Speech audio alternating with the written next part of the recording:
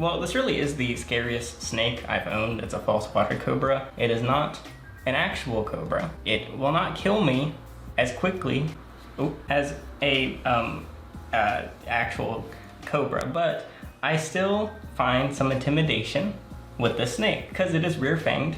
Again, there's no reports of it actually killing a person. Similar to hognoses, where there's different responses from different people. I did get knocked out by a hognose bite, so I don't really know how like this one would end, but also it's a better video if I handle the snake. They're from South America, and they're actually not too rare in the pet trade. Like if you want one, yeah, you can probably find one. It might take a little bit of time. It might be a bit of an iffy source, but you can still find them. The reason that it's actually so scary though is because it manages to mimic cobras in the sense that it kind of has a hood. It's actually just flattening itself out. It's not as much of a hood as you see on actual like cobra images, but it's still triggered my monkey brain the first time I did it, because I was just moving him to an enclosure and all of a sudden he got a bit startled and he completely fanned out his hood and my brain went, uh-oh. And I just like jumped back 2 feet. A totally instinctual response. It was a very weird experience. It was actually kind of cool to see just how, like, we see a lot of those things on animals that are supposed to intimidate other animals. Like maybe a frog has some big fake eyes on the back of its back to make it look larger and startle an animal or something. Just all those different sort of little things, and they never really affect us because we know about them in advance. But even though I knew that he had this hood, the moment he turned around and showed his hood to me, it was a different experience. I understand why they're kept in the pet trade, also because you can technically say you own a venomous snake when it's not actually that venomous. Like if you walk across a copperhead, you're gonna be in more danger than a cobra. That might be a bad example because also everyone thinks copperheads are instantly gonna kill you. Copperheads are not that bad. It's mostly just painful. But this, it would hurt. You might have some swelling. You might even have like a small blood clot, but most likely you'll be okay. And they get pretty big too. So people that want a big snake are naturally going to probably consider this one because they're not as big as a boa or something, but also this isn't really comparable to a boa. Even now, when I'm handling it, I'm normally pretty confident with handling snakes, even larger ones, even more grumpy ones that are a bit more defensive. And I have to remember, he's pretty much guaranteed to show me some signs that he's upset before he actually bites me. And then again, if he does bite me, the thing about being rear-fanged is it's not like fangs where the moment they hit you they can inject venom. They do kind of have to chew on you a bit. So with the hognose, when I had my worst reaction, it's because I filmed a whole video while the hognose was biting me, and I didn't think to unlatch it. I figured I should finish my outline and my script first before worrying about the bite. So if he latched on, I would just have to remove him before he starts to chew and really work that venom in. And again, I'd probably be okay. It's mostly for smaller animals that they would be preying on. Naturally, or like in the wild, they eat stuff that's found in water because they're false water cobras. Yeah, amphibians, fish, whatever. But they can eat rodents just fine and they live on that just fine. So he's just been eating small rats while he's here. He doesn't have the best response and I don't really like him around my face, I'll be honest. I feel like this is the most anxious I've been in a video and I really don't need to be. If I can't see him, even if he's on me, it's like he's not even there, right? He hasn't eaten every single week. He's a little bit finicky, but overall, pretty good. They are known, I think, to be a bit grumpier, and he's going in the chair. This is the worst chair I could have bought for handling snakes because they all get stuck in that stupid hole in the top, which I don't even know why the chair has a hole. I think he's been here for a couple months, and I actually haven't handled him this long before. I've just handled him to swap him to different enclosures. That's pretty much it. I've handled him, I think, twice before this. So I'm kind of just going in blind, but you can see I'm just trying to stay calm, and he's staying pretty calm. If I started moving around a lot,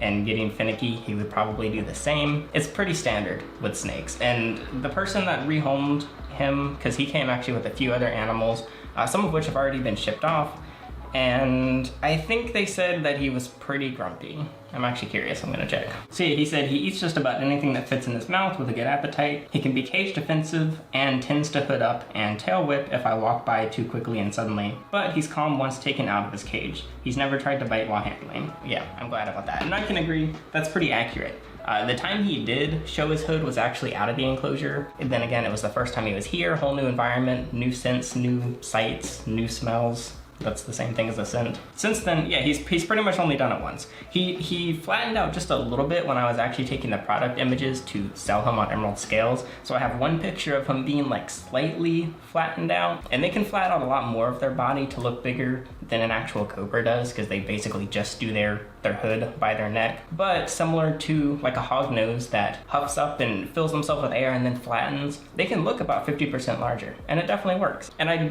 guess maybe say a bird or a larger mammal is gonna come along and try and eat it. Is it really worth the risk if you see this dude flatten out and get all huffy and start tail whipping you and maybe even try to bite you? But overall, they just kind of bite their prey. At least in this one's case. I'm sure there's grumpier ones out there, and I'm sure there's ones that are even more comfortable. Husbandry-wise, nothing crazy. They're a lot more humid, and they definitely like water more, so a lot of people give them larger dishes that they can actually go and hang out in. Because normally, when a snake is soaking, like most snakes that are kept, that's a sign that they're either too hot in the enclosure or they have mites. Yeah, that's been pretty much every single time. Every time a ball python soaks, oh great, it probably has mites. Let's find out, and it normally does, and it can be treated. But in this case, it's not as weird if this one starts to soak. And it's kind of interesting. It's a bit more of a two-sided relationship handling this snake, because similar to, let's use ball pythons for example again, if you have a grumpy ball python and you start handling it and it slowly calms down as you get more comfortable and you figure out where it likes and doesn't like to be touched, it's like that with him,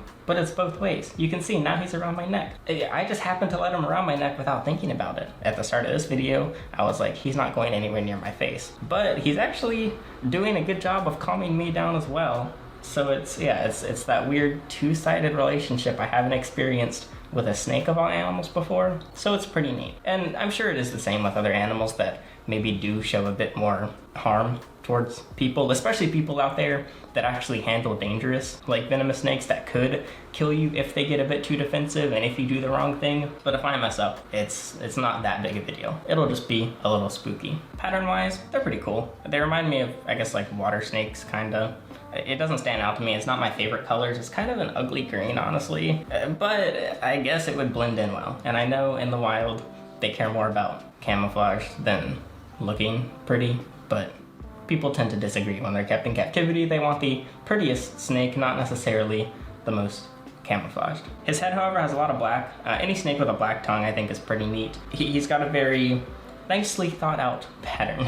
It looks like the snake spent a lot of time sculpting this pattern over time, because he's got the black tongue, and then the black colors go all the way from his mouth and down a big stripe on the sides of his hood, which is actually just his neck flattening out. The problem is I'm not gonna be able to get any clips of his hood probably in this video because he's actually very calm now. He's completely stopped moving. It's like multiple stages of comfort where at first they kind of maybe flail around and freak out, and then they rapidly move, but they're not necessarily upset. And now he's just sitting there.